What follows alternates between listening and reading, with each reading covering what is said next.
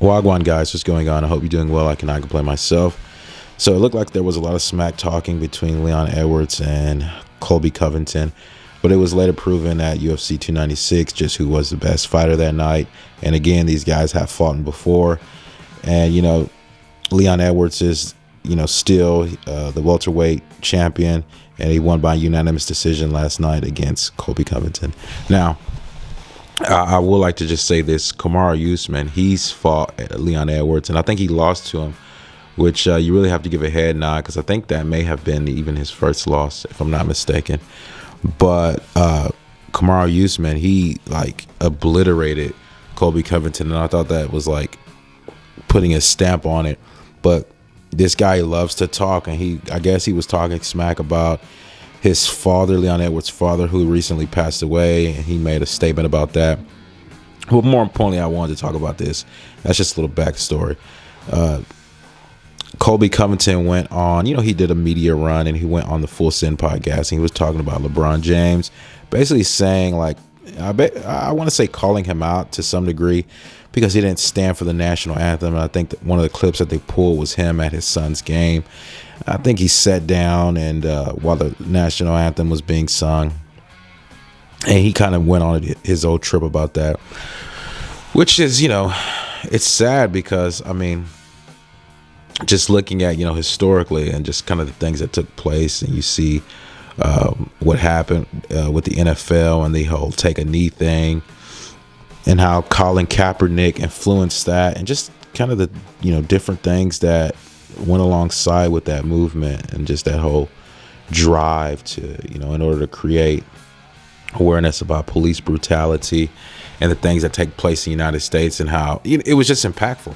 And then you still have people making this argument like Colby Covington did, and he's basically diminishing people and their careers, what they believe in, and just everything, just based on their decision to sit for the national anthem,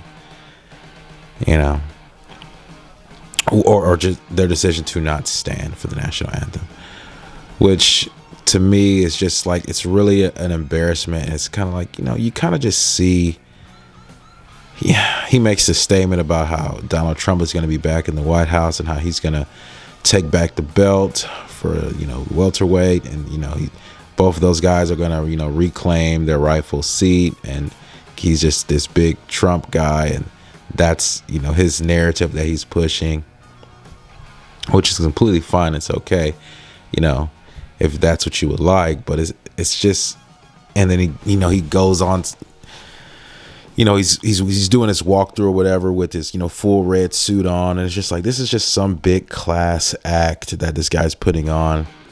Meanwhile, after the fights, you see all the damage and what is being done. It's this is just some facade. This is just some big money grab that he's trying to do. It's just some big hoax at the end of the day.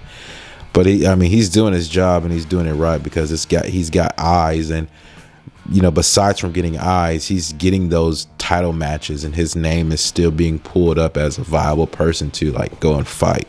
So he's making his bag off of it. I don't know how much of a purse he's getting, but I just thought that was terrible of an ideology to have, and then go on to lose. He's so far from what I've seen, he lost twice to this guy, and it's probably going to be a trilogy, and he's probably going to lose again. And if he goes against Usman, I don't know if Usman's is still fighting in the UFC, but I believe he fractured his orbital bone, or broke his nose or something.